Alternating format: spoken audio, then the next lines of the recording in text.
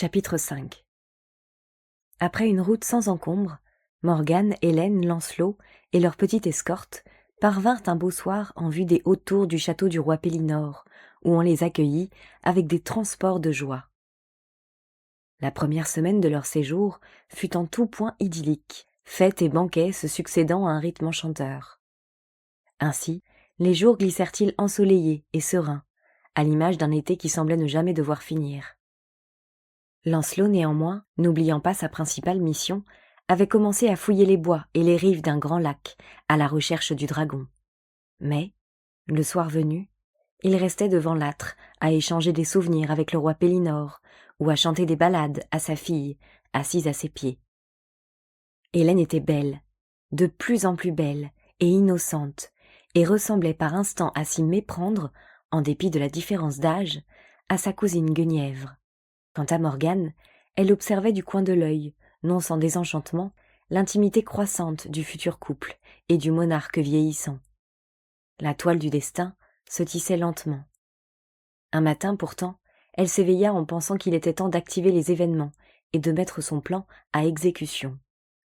Lancelot, en effet, commençait visiblement à souffrir cruellement de l'absence de Guenièvre, et il était évident qu'il était prêt à tout pour retrouver, ne fût-ce qu'un instant, le souvenir vivant de son amour perdu. À côté d'elle, dans son lit, Hélène venait à son tour d'ouvrir les yeux. Souriante, à moitié endormie, elle s'était blottie contre elle comme un petit animal confiant, en quête d'un peu de chaleur. « Cet enfant croit que je vais par amitié l'aider à gagner Lancelot, » pensa Morgane. « Pourtant, je n'agirais pas autrement si je voulais lui faire du mal. Il est vrai que c'est le trône de Grande-Bretagne qui est en cause. » Ne souhaitant pas s'appesantir davantage sur la question, Morgane se leva la première et demanda à la jeune fille si elle se souvenait des rêves qu'elle venait de faire. « Oui, très bien, » répondit celle-ci d'un ton faussement désinvolte. « J'étais avec Lancelot. » Morgane, pressentant la question qui allait suivre, prit les devants. « Vous n'aurez plus longtemps à attendre, Hélène. Vos rêves vont devenir réalité. L'heure est venue d'agir. » « Lui donnerez-vous un charme ou un breuvage d'amour ? » Disons que je verserai ce soir dans sa coupe ce qu'il faudra pour enflammer ses sens. Cette nuit, Hélène, vous ne dormirez pas ici, mais sous une tente, dressée à l'orée du bois. Lancelot vous y rejoindra dans la pénombre. Et il croira que je suis Guenièvre, c'est ça ? D'abord, oui, mais il découvrira assez rapidement la vérité, car... Vous êtes vierge, Hélène. Je le suis, murmura la jeune fille. De toute manière, ne vous inquiétez pas. Grâce au breuvage que je vais préparer, il ne pourra résister à son désir. Mais je dois vous avertir, ce ne sera pas pour autant un moment aussi agréable que vous l'imaginez. Je veux Lancelot pour mari, et je jure de ne reculer devant rien jusqu'à ce que je sois réellement sa femme devant Dieu et les hommes, répondit Hélène d'un ton farouche. Alors, mettons au point les derniers détails de notre stratagème. Connaissez-vous le parfum qu'utilise Guenièvre ? Oui, et je ne l'aime guère. Il est trop lourd, trop capiteux. Peu importe, c'est moi qui le fabrique, comme la plupart de ceux employés à la cour. Avant de vous retirer sous la tente, vous vous parfumerez le corps. L'eau de senteur éveillera en Lancelot le souvenir de Guenièvre et attisera son désir pour elle. Est-ce vraiment bien loyal, Morgane ? Hélène, il faut savoir assumer ses décisions et ses responsabilités. Le royaume d'Arthur ne peut se maintenir dans les conditions actuelles. Au lendemain de vos noces, tout le monde oubliera l'aventure de Guenièvre et de Lancelot. On pensera même dès lors que c'est vous que Lancelot aimait depuis longtemps. Voici donc le parfum. Tout à l'heure, sous un prétexte quelconque, nous ferons dresser la tente dans un endroit suffisamment discret pour que Lancelot ne puisse la voir avant ce soir. Maintenant, Hélène, allez, envoyez une fois encore le chevalier de votre cœur sur les traces du dragon. Pendant ce temps, je mets la dernière main à mon filtre d'amour. Aussitôt seule, Morgane se dirigea vers le foyer de l'âtre où frémissait, dans un chaudron de cuivre, un mystérieux mélange de vin et d'écorce. Elle en huma l'odeur douceâtre et y jeta une poignée d'herbe. Puis, elle demeura longtemps immobile, perdue dans ses pensées, à contempler la surface du liquide visqueux où commençaient à poindre d'innombrables et légères bulles roses. Ainsi, Lancelot, ce soir, prendrait Hélène dans ses bras. Le breuvage magique l'enflammerait d'amour, l'obligerait jusqu'au bout à assouvir son désir, même lorsqu'il serait trop tard, même lorsqu'il s'apercevrait de sa méprise, éperdument enlacé à une vierge pantelante. Oui, cela ressemblera un peu à un viol, songea Morgane le cœur serré. Hélène sera prise par un homme enfiévré par une potion, par une véritable bête en rut, et malgré la ferveur de son amour pour lui, elle en souffrira forcément, tant est grande la différence entre le rêve tendre et la brutale réalité. Quand Morgane, elle, avait fait don de sa virginité au roi cerf, elle savait, depuis sa plus lointaine enfance, ce qui l'attendrait un jour. Elle avait été élevée dans le culte d'une déesse toute-puissante, appelée à mener l'homme et la femme l'un vers l'autre, entièrement soumis et consentant à la loi suprême de l'amour et du désir. Hélène, elle, avait été élevée en chrétienne, dans l'idée que cette force vitale qui poussait deux corps à s'unir était le fondement même du péché. Fallait-il donc au dernier moment préparer la jeune fille à recevoir en elle la semence de vie, source de tout bonheur et de fécondité, fondamental élément de la survie universelle? Mais le comprendrait-elle? Non, il était trop tard. Mieux valait maintenant la laisser seule, face à l'inévitable accomplissement de sa destinée. Morgane plongea de nouveau son regard dans le chaudron bouillonnant. Elle ajouta à la mixture rougeâtre 3 cuillerées de vin, quelques graines séchées qu'elle sortit d'un sachet dissimulé dans les plis de sa jupe. Aussitôt, une vapeur légère s'éleva, dont les puissants effluves lui firent tourner la tête. Elle se vit chevauchant à travers les collines, sous un ciel de plomb, où couraient des nuages d'encre balayés par un vent glacial. Tout autour d'elle devenait désolation et vertige, quand au-delà d'abîmes insondables, apparut le lac sinistre et mystérieux, le lac immobile et immense, dont la surface figée s'animait soudainement, se soulevait, grondait, en dégageant d'irrespirables émanations.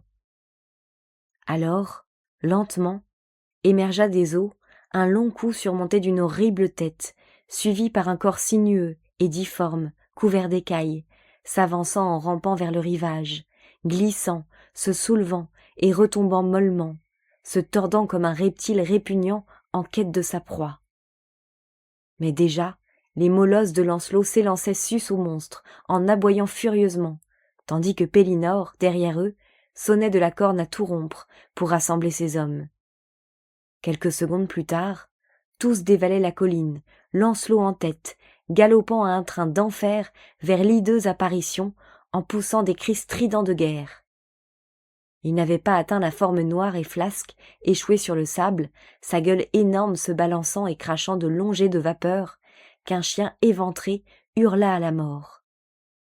En un instant, il ne restait plus de l'animal qu'un petit tas de chair décomposée par le liquide visqueux s'échappant par saccades des naseaux du dragon. L'épée haute, Lancelot avait mis pied à terre. Évitant à plusieurs reprises la tête terrifiante qui se balançait en jetant des éclairs, il se rua en avant, son glaive effilé pointé vers le poitrail frémissant.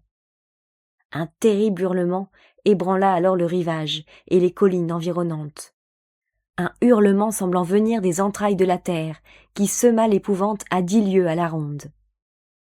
La tête pourtant se balançait toujours au-dessus de la carapace ensanglantée, de droite à gauche. Mais, tout à coup, l'énorme masse se tordit, dans un spasme frénétique. Ses écailles et la crête écarlate de son dos se hérissèrent dans un ultime sursaut, et elle s'abattit, la gueule grande ouverte, une bave noire éclaboussant de sa substance infâme le sable et les ondes. L'épée de Lancelot, fichée dans l'œil fixe de sa victime, mit fin à l'agonie. C'est alors que des bulles, de minuscules bulles roses, s'élevèrent dans les airs et crevèrent bientôt la surface du chaudron. Est-ce un cauchemar, une hallucination ou un message annonçant la victoire de Lancelot ? Se demanda Morgane en revenant à elle, glacée jusqu'aux os. Pour oublier, elle vida d'un trait une coupe pleine de vin, puis s'occupa sans attendre d'ajouter à sa décoction un peu de fenouil et de miel, afin d'atténuer le goût très prononcé des herbes et d'en masquer l'amertume. À cet instant précis, des cris retentirent dans la cour, et Hélène se précipita dans la chambre. « Morgane ! Morgane, venez vite ! Mon père et Lancelot ont tué le dragon, mais ils sont brûlés tous les deux. Brûlés ? C'est impossible. Croyez-vous encore à votre âge que les dragons volent et crachent du feu ? Je ne sais, cria Hélène avec impatience. Mais la bête a craché sur eux une sorte de liquide qui brûle comme du feu. Venez vite, je vous en prie, il faut soulager leurs blessures. Saisissant à la hâte quelques linges, plusieurs baumes et 2 petits flacons d'un élixir qu'elle fabriquait elle-même, elle s'élança à la suite d'Hélène dans la pièce où l'on venait de transporter Lancelot et Pélinore. Ce dernier avait en effet une large brûlure sur un bras, et là, le tissu de la manche avait complètement disparu. Morgane, ayant appliqué sur la plaie un onguent cicatrisant et une compresse pour atténuer la douleur, se pencha sur Lancelot, plus légèrement atteint au côté droit et à une jambe. Sa botte n'étant plus qu'une bouillie indéfinissable collée à la peau, il commenta l'événement en le tournant en dérision. « Il va falloir nettoyer avec soin mon épée, dit-il. Si la bave de ce monstre décompose le cuir, gare au fer de ma fidèle compagne. Voilà en tout cas de quoi convaincre ceux qui se moquaient de moi quand je parlais de ce dragon, enchaîna Pélinore, grimaçant de souffrance. Avez-vous vu ce pauvre chien, réduit à rien en un instant ? Vous n'avez qu'à exhiber l'horrible bête au pied des murailles du château pour que tout le monde puisse contempler sa dépouille, suggéra Hélène encore tout émue. Impossible, son cadavre est plus mou que celui d'un gigantesque ver. Il ne contient pas d'ossature, mais une curieuse matière gélatineuse qui se désagrège au seul contact de l'air. Ce n'est certes pas une bête ordinaire, mais quelque fantastique animal sorti tout droit des enfers. Enfin, il est anéanti maintenant grâce à vous deux. Dormez en paix, mon cher père, murmura tendrement Hélène en posant ses 2 mains sur les épaules du vieillard. C'est ce que je vais essayer de faire. Espérons n'avoir jamais plus à affronter un pareil adversaire, soupira Pélinore en se signant. Mais avant de chercher le sommeil, buvons ensemble quelques coupes de mon meilleur vin pour fêter notre victoire. Si l'on s'adonne trop à la boisson ce soir, songea aussitôt Morgane, mes plans risquent d'échouer. Il faut à tout prix éviter cela. Soyez prudent, seigneur Pélinore, intervint-elle avec autorité. Votre blessure a vilaine allure. Je vous conseille plutôt d'avaler une soupe ou un peu de lait. Retirez-vous dans votre chambre maintenant et réclamez 2 briques chaudes pour vos pieds. Ayant obtempéré, un peu à contre-cœur, aux raisonnables injonctions de Morgane, Pélinore regagna ses appartements, soutenue par sa fille. Morgane, alors, se tourna vers Lancelot. « Je vous ai préparé ceci, dit-elle. C'est une médecine destinée à calmer la douleur. Elle vous fera dormir. » Puis, lui ayant tendu un gobelet ciselé, contenant l'élixir qu'elle avait mis toute la journée à élaborer, elle s'éloigna en prétextant qu'elle allait voir si le roi s'était bien conformé à ses instructions. Lancelot, ainsi, serait bientôt prêt pour l'amour, son breuvage et la mort qu'il venait de frôler de si près, ne pouvant que redoubler son ardeur sexuelle. Dans sa chambre, Pélinore semblait sur le point de sombrer dans un sommeil serein. « Rendez-vous vite à la tente maintenant, » souffla Morgane à Hélène. « Lancelot ne tardera pas à vous y rejoindre. N'oubliez pas le parfum. » Hélène était très pâle, et Morgane lui fit boire, à elle aussi, un peu de sa potion magique. Mais, à peine Hélène eut-elle avalé une gorgée qu'elle s'écria. « Le feu brûle ma langue, et mon ventre, Morgane. N'est-ce pas du poison que vous me donnez là ? Ne cherchez-vous pas à me tuer parce que je vais devenir la femme de Lancelot ? Morgane, je vous en supplie, jurez-moi que vous ne me haïssez pas. » Spontanément, Morgane attira la jeune fille dans ses bras, l'embrassa tendrement, inclina la tête blonde sur son épaule. « Vous haïr ?» lui dit-elle doucement, la bouche dans ses cheveux de soie. « Non, Hélène, je vous jure que, même si Lancelot m'en suppliait à genoux, je refuserais de le prendre pour époux. Si la déesse l'avait voulu, il y a longtemps que ce serait fait. Mais je ne puis pour l'instant vous en dire davantage. Buvez encore un peu de ce philtre, parfumez-vous entièrement, et souvenez-vous bien de ce que Lancelot attend de vous. Retrouvez Guenièvre à travers vous-même. Allez vite, mon enfant, ne perdons plus de temps, et que la déesse vous bénisse. » Morgane regarda s'éloigner la mince silhouette dans la nuit, si semblable à celle de Guenièvre, dans sa fragilité et sa blondeur. Puis, elle rejoignit Lancelot. Il était assis à la place même où elle l'avait laissé, regardant sans le voir le gobelet vide qu'il tenait toujours à la main. « Posez cette timbale, Lancelot, et écoutez-moi. J'ai un message pour vous, d'une grande importance. » « Un message ?» interrogea Lancelot, d'une voix légèrement pâteuse. Oui, c'est une grande et secrète nouvelle. La reine Guenièvre vient d'arriver. Elle vous attend dans une tente, au-delà des pelouses, et vous demande de la rejoindre le plus discrètement possible. » Une soudaine et violente flambée de désir anima le regard incertain de Lancelot. « Morgane, c'est impossible.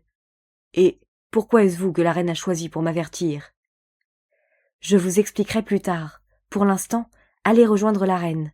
Elle vous attend. Si vous doutez de moi, prenez ceci. Elle m'a chargé de vous le remettre. » dit-elle en lui tendant un mouchoir d'Hélène imprégné du parfum de Guenièvre. Lancelot le porta à ses lèvres, le respira avec transport. « Oh Morgane, le ciel est avec nous. Jamais je n'aurais cru qu'elle prendrait le risque de venir jusqu'à moi. Où est-elle ? » « Dans une tente, à quelques toises de la lisière des bois. Mais avant de partir, buvez encore. » Tout à son émoi, Lancelot s'exécuta sans réfléchir, se leva en titubant légèrement et dut s'appuyer sur Morgane pour retrouver son équilibre. Ses mains s'attardèrent un instant sur ses hanches, il caressa son visage, voulut saisir sa bouche. Incapable de maîtriser ses sens, il était cette fois vraiment prêt pour l'amour. « Allons, Lancelot, allons.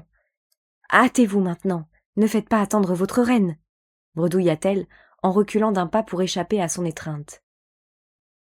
Cherchant visiblement à reprendre ses esprits, il regarda Morgane quelques instants, sans bien comprendre ce qui lui arrivait. Puis, aiguillonné par la passion, il s'élança dans la nuit, en direction des bois. Morgane, restée seule, attendit que se calment les battements de son cœur. Puis, ses pensées se tournèrent vers Hélène. Étendue dans l'obscurité, frémissante, sa chevelure blonde, si semblable à celle de Guenièvre, illuminée par un rayon de lune, elle attendait, de toute son âme, que vienne son amant. Lancelot ne distinguerait d'abord rien de précis, mais il reconnaîtrait tout de suite le parfum enivrant de Guenièvre. Sans doute ne chercherait-il même pas à reconnaître son corps et son visage, et, dans son impatience, il la prendrait dans un éblouissement sensuel pour apaiser sa soif d'elle, pour oublier tous ses tourments. « Non, je ne veux pas !» cria Morgane, refusant d'imaginer la suite. « Non, que le don s'éloigne en ce moment de moi. Je ne veux plus voir Hélène, je ne veux plus voir le corps nu de Lancelot, ses mains, ses lèvres, son cou. » S'arrachant alors à ces insupportables visions, elle quitta la salle avec une farouche détermination, s'empara d'une torche et se dirigea d'un pas ferme vers la chambre de Pélinore. « Le roi repose. Il est interdit d'interrompre son sommeil, » lui dit la sentinelle en faction à sa porte. « Il s'agit de l'honneur de sa fille, » s'exclama Morgane en élevant sa torche à bout de bras. « Ouvrez-moi sans tarder, il en va de votre tête. » Décontenancé par une telle autorité et par les motifs invoqués, l'homme s'effaça. D'ailleurs Pélinore, réveillée par le bruit, ordonnait qu'on l'informe. « Venez vite, monseigneur. Hélène, j'estime de mon devoir de vous avertir. »« Hélène, que se passe-t-il ? » ?»« Elle n'est pas dans son lit. Venez vite. » Pélinore, en dépit de sa blessure, fut aussitôt sur pied. Il enfila quelques vêtements à la hâte, appela les femmes de sa fille et suivit Morgane aussi vite qu'il le put. Ayant franchi la grande porte, puis traversé les pelouses, ils firent tous ensemble irruption dans la tente, après avoir précipitamment écarté la portière de soie. « Mon Dieu !» s'écria le vieux roi en tremblant de colère, découvrant à la lumière des torches sa fille et Lancelot dans les bras l'un de l'autre. S'étant retourné d'un bond, celui-ci faisait face aux arrivants. L'horreur et l'indignation ravageaient son visage, mais il ne prononça pas un seul mot. « Ainsi, misérable, vous m'avez trahi !» s'écria hors de lui le malheureux monarque. « Vous, le meilleur et le plus fidèle chevalier d'Arthur, comment avez-vous pu ? J'exige une réparation immédiate et totale. » À ces mots, anéanti par le constant acharnement de son destin, Lancelot se leva, dissimulant tant bien que mal sa nudité derrière une couverture, et murmura brisé. « Je ne comprends pas. Mais monseigneur, qu'il en soit fait selon votre volonté. » Son regard alors se tourna vers Morgane, un regard terrible, accusateur, lucide et glacial.